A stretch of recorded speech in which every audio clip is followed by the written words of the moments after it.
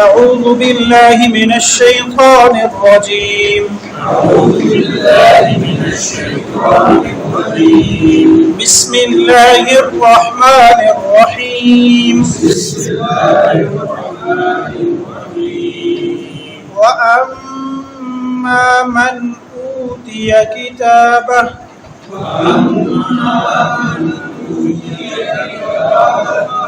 كتابه وراء ظهره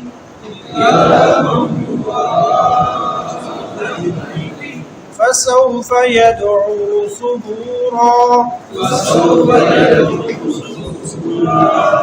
ويصلى سعيرا إنه كان في أهله مسرورا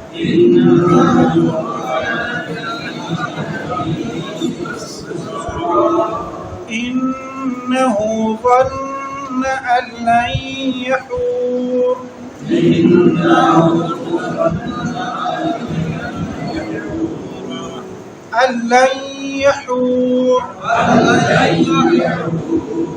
بلى إن ربه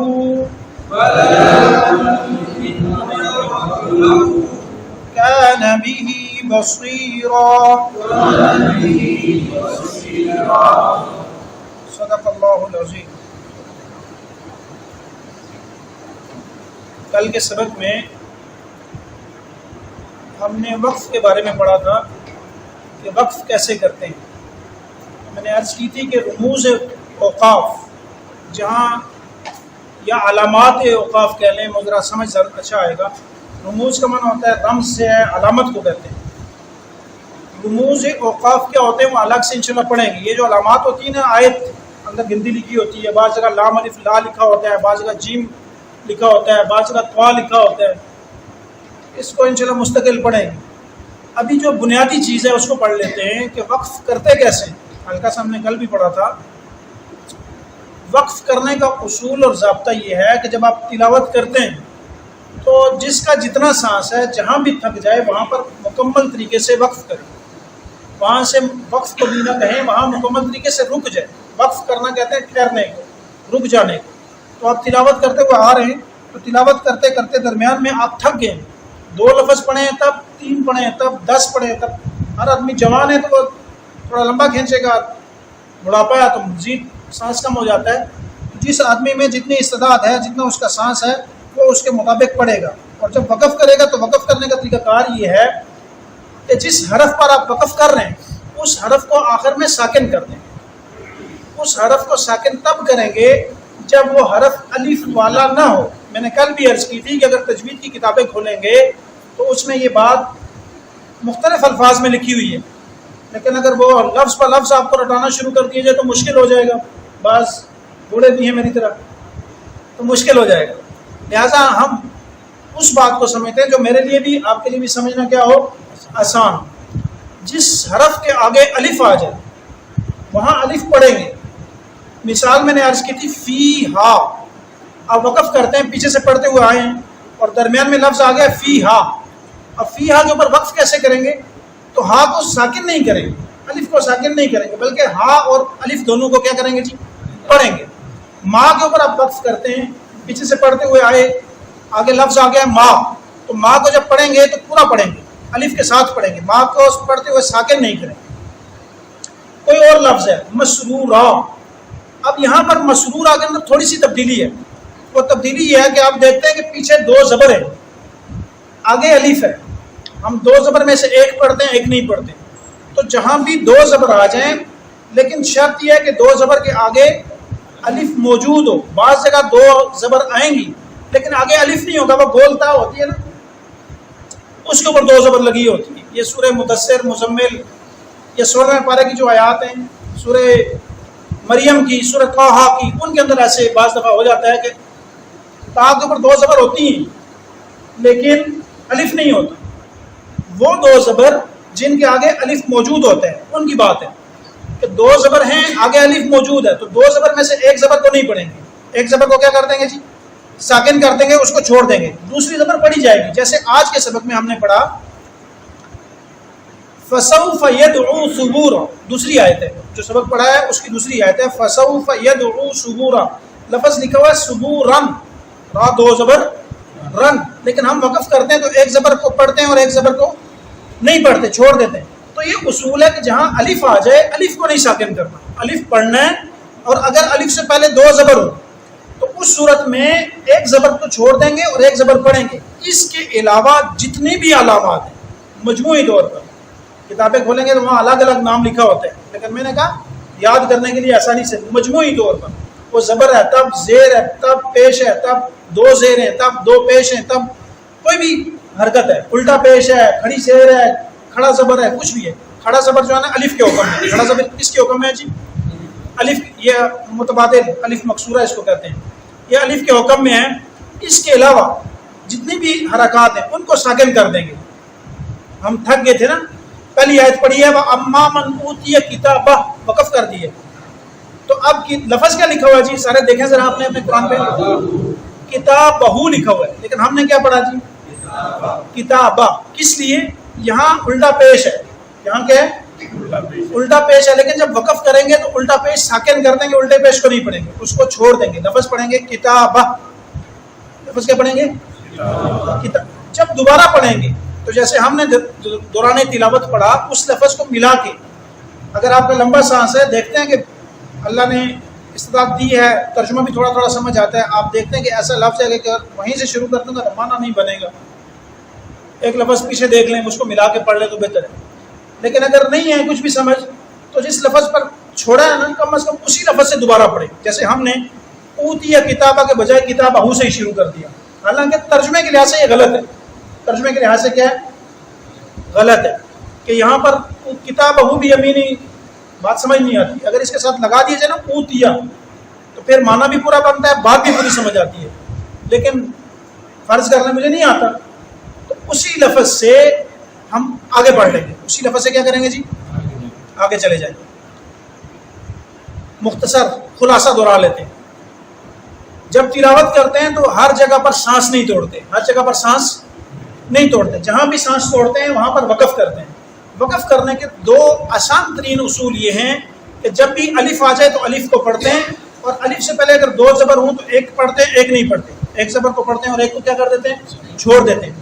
اگر دو زبر کے علاوہ کوئی بھی علامت ہے، وہ زبر ہے تب، زیر ہے تب، پیش ہے تب، کوئی بھی علامت آ گئی ہے تو اس صورت میں اس علامت کو ساکن کر دیں گے. وہ جس حرف پر ہے اس کو بھی ساکن کر دیں گے. ہاں، ساکن کرتے ہوئے اتنا ضرور خیال کریں گے کہ جس حرف کو ہم ساکن کر رہے ہیں اس کی ہلکی سی آواز آنی چاہیے. جیسے ہا الٹا پہ شہو لکھا ہوا کتاب اہو ہے تو ہم نے وقف کیا تو آخر میں ہا کی آواز کیسے وقف کریں گے؟ کر کے بتائیں جی. کتابہ. اب یہاں پر آخر میں کیا آ رہا ہے؟ ہا کی آواز ہلکی سی آ رہی ہے. امید ہے آپ کی بات سمجھ شریف میں آ گئی ہوگی. کوئی پوچھنا چاہے تو تجوید سے حصہ ترجمہ. وَأَمَّا مَنْ أُوتِيَ كِتَابَهُ وَرَاءَ ظَهْرِهِ، اور جب اس کو نامہ اعمال پیچھے سے دیا جائے گا، فَسَوْفَ يَدْعُو ثُبُورًا، ان قریب وہ موت کو پکارے گا، وَيَصْلَىٰ سَعِيرًا، اور بھڑکتی ہوئی آگ میں داخل کیا جائے گا. إِنَّهُ كَانَ فِي أَهْلِهِ مَسْرُورًا، یقیناً وہ اس سے پہلے اپنے گھر والوں میں خوش و خرم ہوا کرتا تھا، بڑا مسرور تھا. إِنَّهُ ظَنَّ أَن لَّن يَحُورَ، یقیناً وہ گمان نہیں کرتا تھا، یقیناً وہ گمان کرتا تھا کہ میں اللہ کے پاس ہرگز واپس نہیں لوٹوں گا، میں نے واپس لوٹ کر نہیں جانا. بلا، کیوں نہیں، ان ربہ کان بہ بصیرا، یقیناً اس کا رب اس کو دیکھنے والا ہے، اس کا رب اس کو دیکھنے والا. لفظی ترجمہ. واما، اور جب، من، وہ شخص، جب کسی کو پکارا جاتا ہے نا تو اس کو عربی میں ماں اور من، پہلے بھی میں نے مثال دی تھی قبر میں 3 سوال کے حوالے سے، وہ سب کو یاد ہیں سوال تینوں، اس لیے ان کی مثال دے رہا ہوں. پوچھا جاتا ہے من ربو کا، من نبیو کا، تیسرا سوال کیا ہے جی؟ من نہیں ہے، من نہیں ہے نا، ما لفظ ہے. جو عقل والے ہوتے ہیں ان کے لیے جب سوال کیا جاتا ہے تو من کے ساتھ سوال کرتے ہیں، اور جو عقل کے علاوہ ہوتے ہیں، غیر ذوی العقول ہوتے ہیں، دین کے اندر کوئی عقل ہے، وہ تو ایک چیز ہے نا جو اپنائی جاتی ہے، کوئی ذات تو نہیں ہے نا. رب بھی ذات ہے، من کے ساتھ سوال ہے. نبی نبی بھی ذات ہے، من کے ساتھ سوال ہے، لیکن دین ذات نہیں ہے، لہذا کس کے ساتھ سوال ہے؟ ماں کے ساتھ. یہاں ہے من، جس کو اوتیا مجہول کا صیغہ ہے، دیا جائے گا، کتابہ اس کا نامہ عمل. کتاب کا لفظی معنی کیا ہوتا ہے؟ کل گزرا ہے سبق میں، کتاب کو ہی کہتے ہیں، لیکن ہم نامہ اعمال کیوں کر رہے ہیں؟ کہ وہاں پر جو کتاب ملے گی اس کا نام کیا ہے؟ نامہ اعمال ہے. وراء ظہری، وراء ظہری پیٹھ کے پیچھے سے، پیٹھ کے پیچھے سے. ایک روایت میں آتا ہے، صاحب جلالین نے لکھا کہ دایاں ہاتھ ادھر باندھ دیا جائے گا، ایسے کر کے دایاں ہاتھ باندھ دیا جائے گا گلے میں، اور پیچھے سے دوسرے ہاتھ میں نامہ اعمال پکڑایا جائے گا. اس کی تفسیر بیان کی ہے، وراء ظہری پیچھے سے دیا جائے گا. فسوف يدعو ثبورا، دعا يدعو، فسوف کل گزرا ہے، کیا معنی ہوتا ہے جس کا؟ ان قریب. کیا معنی ہوتا ہے؟ ان قریب. يدعو ثبورا، موت کو تو پکارا اس وقت نہیں جا سکتا، لیکن یہاں جو یدعو ہے یہ تمنا کے معنی میں ہے. یہاں پر یدعو کس کے معنی میں ہے؟ تمنا کے بارے میں. یہ تمنا کے معنی میں ہے کہ وہ تمنا کرے گا. ترجمہ یہ درست ہے کہ وہ موت کو پکارے گا، لیکن بحیثیت تفسیر اور لغت کے یہاں پر کیا مراد ہے جی؟ وہ تمنا کرے گا کہ کاش موت آ جائے. دنیا میں بندہ پھنستا ہے تو کہتا ہے یار کتنے زندگی مکے تو جان چھٹے، تو وہاں بھی یہی تمنا کرے گا. یدعو، وہ پکارے گا، ثبورا موت کو، ویصلا، اور وہ ڈالا جائے گا، سعیرن بھڑکتی ہوئی آگ میں، شعلے مارتی ہوئی آگ میں. انہو یقیناً، یا انہو یہ شک، بے شک اس کا معنی ہوتا ہے. کیا معنی ہوتا ہے جی؟ بے شک. اور بے شک اور یقیناً دونوں ایک ہی بات ہے، مشبہ بالفعل ہے. کانا، وہ تھا، فی اہلہ، اپنے گھر والوں میں. اور گھر والوں سے کیا مراد ہے جی؟ بیوی اور بچے.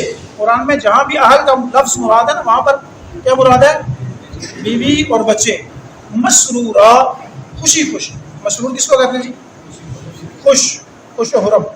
انہو، بے شک وہ، ورنہ وہ گمان کرتا ہے، اللہ، یہ کہ لائیں ہرگز نہیں، یحور کو لوٹایا جائے گا، اس کو پھیرا نہیں جائے گا، اس کو دوبارہ نہیں لایا جائے گا. بلا، کیوں نہیں، انا، یقیناً، ربہ، اس کا رب، کان بھی بصیرا، ہر چیز کو دیکھنے والا ہے. حصہ تفسیر. کل کے سبق میں ہم نے جو آیات پڑھی تھی، فَأَمَّا مَنْ أُوتِيَ كِتَابَهُ بِيَمِينِهِ، اس کے اندر اللہ رب العالمین نے اللہ والوں کا تذکرہ کیا تھا. اس میں اللہ رب العالمین نے ان لوگوں کا تذکرہ کیا تھا جو دنیا کے اندر اللہ کی مان کر چلتے ہیں، جو دنیا کے اندر اللہ رب العالمین کی اطاعت کر کے جاتے ہیں. اللہ فرماتے ہیں جو دنیا میں اطاعت کر کے آئے گا، فَأَمَّا مَنْ أُوتِيَ كِتَابَهُ بِيَمِينِهِ، اس کو بڑے اعزاز کے ساتھ نامہ اعمال دیا جائے گا. آج کل ہمارے ہاں کوئی محفل ہوتی ہے تو انعام دیے جاتے ہیں، تو انعام بڑے اعزاز سے دیا جاتا ہے. آج کل تو فوٹو شوٹ بھی کروایا جاتا ہے نا صاحب، تو بڑے اعزاز سے ہاتھوں میں دیا جاتا ہے، اور لینے والا اس کو دائیں ہاتھ میں پکڑتا ہے. قیامت والے دن بھی ایک سٹیج لگے گا، اس سٹیج کے اوپر کیا ہوگا؟ جو اللہ کی اطاعت کرنے والے، اللہ فرماتے ہیں فَأَمَّا مَنْ أُوتِيَ كِتَابَهُ بِيَمِينِهِ، بہت عزت کے ساتھ اللہ کے حکم پر فرشتے نامہ اعمال ان کے دائیں ہاتھ میں دیں گے. اور جب نامہ اعمال دائیں ہاتھ میں ملتا ہے نا، تو ہمارے استاذ میں نکال کے بتاتے تھے ایسے خوشی کا عالم ہوگا جیسے بچوں کو چھٹی ہوتی ہے نا اسکول سے، مسجد سے، اور راستے میں اچھلتے ہیں، کودتے ہیں، وہ ایسے اچھلتا کودتا ہوا اپنے گھر والوں کے پاس آئے گا. فَسَوْفَ يُحَاسَبُ حِسَابًا يَسِيرًا وَيَنْقَلِبُ إِلَىٰ أَهْلِهِ مَسْرُورًا. اچھلتا، مسرور کا ترجمہ اچھلتا ہوا، ویسے تو معنی ہوتا ہے نا خوشی خوشی، لیکن ہمارے ہاں خوشی کا معیار کیا ہوتا ہے؟ اب کوئی پتہ نہیں ہے، بس گھر میں پہنچ کو اور یہ بتاؤں کہ یہ ہو گیا میرے ساتھ، میں پاس ہو گیا ہوں. آج کے سبق میں اللہ رب العالمین نے دوسرے گروہ کا تذکرہ فرمایا، جس نے دنیا میں اللہ کی نافرمانی کی، جس نے اللہ کی نہ مان کر کے دنیا کے اندر زندگی بسر. ایک ہے اللہ کو ماننا، ایک اللہ کی ماننا. ہم کہتے ہیں نا، آج کل ربیع الاول ہے نا، ہم کہتے ہیں میلاد مناؤ، بہت اچھی بات ہے میلاد مناؤ، لیکن وہاں یہ نہیں سوال ہوگا کہ میلاد منایا تھا یا کہ نہیں منایا تھا. وہاں سوال یہ ہوگا کہ میلاد والے کو منایا تھا کہ نہیں منایا تھا. وہاں سوال یہ ہوگا کہ محمد الرسول اللہ کو منایا تھا یا نہیں منایا تھا. اور محمد الرسول اللہ کو منانے کا کیا حکم ہے؟ ہم کہتے پھرے نا ہم عاشق ہیں، تو کوئی فائدہ نہیں ہے. ہماری داڑیاں بتلائے کہ ہم عاشق ہیں، ہمارے کپڑے بتلائے، پھٹی ہوئی پنڈے پہنی ہوئی ہیں اور دعوے کہ ہم عاشق ہیں، تو یہ عاشقی دونوں ہی نا. ہمارے کپڑے یہ بتلائیں کہ یہ نبی کے عاشق ہیں. تو وہاں سوال یہ ہوگا کہ دنیا میں کیا کر کے آئے ہو؟ تو جو اللہ کی اطاعت کس میں ہے؟ نبی کی اطاعت میں اللہ کی اطاعت ہے اور نبی کی نافرمانی میں اللہ کی نافرمانی ہے۔ اللہ فرماتے ہیں کہ جو اس دن میری نافرمانی کر کے آئے گا تو عالم یہ ہوگا کہ جب قیدیوں کو جیسے دیے جاتے ہیں نا ان کے رزلٹ، وہاں اس سے بھی بدتر صورت ہوگی کہ پورے کائنات کے سامنے گردن میں دائیں ہاتھ باندھ کر کے پیچھے سے نامہ اعمال پکڑایا جائے گا، اور جب نامہ اعمال پکڑے گا نا اسی وقت سمجھ جائے گا کہ میرا کام تمام ہو گیا۔ آج امی عائشہ رضی اللہ تعالیٰ عنہ کی روایت بخاری کے اندر کہ من حوسب جس سے حساب لیا گیا فقط عذب وہ عذاب دیا گیا، تو وہ جب نامہ اعمال پکڑے گا نا اسی وقت پتہ چل جائے گا کہ آج میرا نامہ اعمال کالا ہے اس لیے پیچھے سے دیا گیا، وہ چھپاتا ہوا پھرے گا۔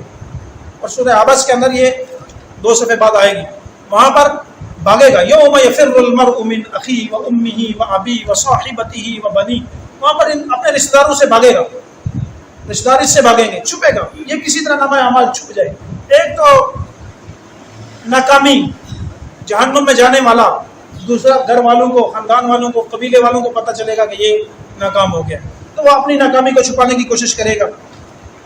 اور وَيَدْعُو ثُبُورًا وَيَتَمَنَّىٰ ثُبُورًا، اور امید کرے گا کاش کسی طرح موت آ جائے۔ وَيَتَمَنَّىٰ کا ترجمہ صاحب جلالین نے کیا ہے، وہ کاش کسی طرح موت آ جائے، یہ اس کی حسرت ہوگی، امید کرے گا۔ اور وَيَصْلَىٰ سَعِيرًا، کوئی حال نہیں ہے، نافرمانی کر کے گیا تو دھڑکتی ہوئی آگ میں، شعلے مارتی ہوئی آگ میں، سعیرہ کہتے ہیں جس آگ کے شعلے بلند ہو رہے اس میں اس کو ڈال دیا جائے۔ انہو کا، اور اس سے پہلے کا عالم اللہ بیان فرماتے ہیں کہ انہو کان فی اہلی مسرورا، بڑا خوش و خرم رہا کرتا تھا اپنے اہل والوں میں، اپنے گھر والوں میں، فکر ہی نہیں تھی، کبھی بات آتی تو کہتا تھا دیکھی جائے، اذان ہوتی تھی تو کیا کہتا تھا دیکھی جائے، کوئی اللہ کا حکم آتا تو کہتا دیکھا جائے گا، بڑی خوشی کے ساتھ زندگی۔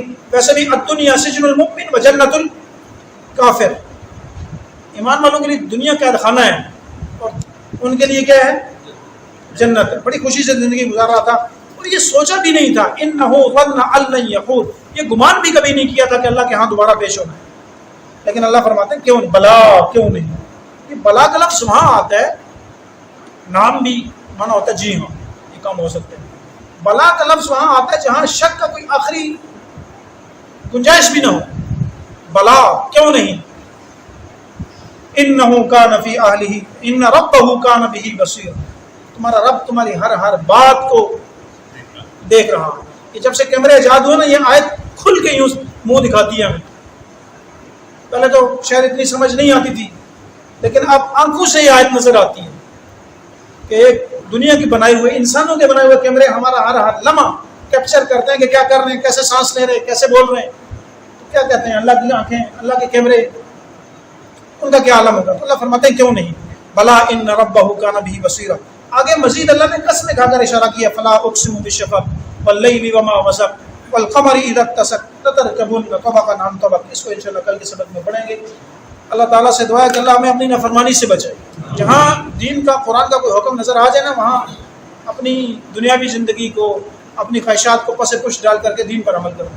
ہمارے ہاں بیماری یہ بھی ہے آج کل کہ ہم کوشش کرتے ہیں یہ کام میں نے کرنا ہے، پتہ ہے غلط ہے، لیکن قرآن کی حدیث کی کوئی نہ کوئی جملہ توڑ موڑ کے اس کے مولوی صاحب کوئی نہ کچھ کرو، یہ کام کرنا ہی کرنا نا، یہ غلط ہے۔ اپنی خواہشات کو قرآن کے تابع بناؤ، قرآن کو اپنی خواہشات کے تابع نہ بنائیں۔ اللہ تعالیٰ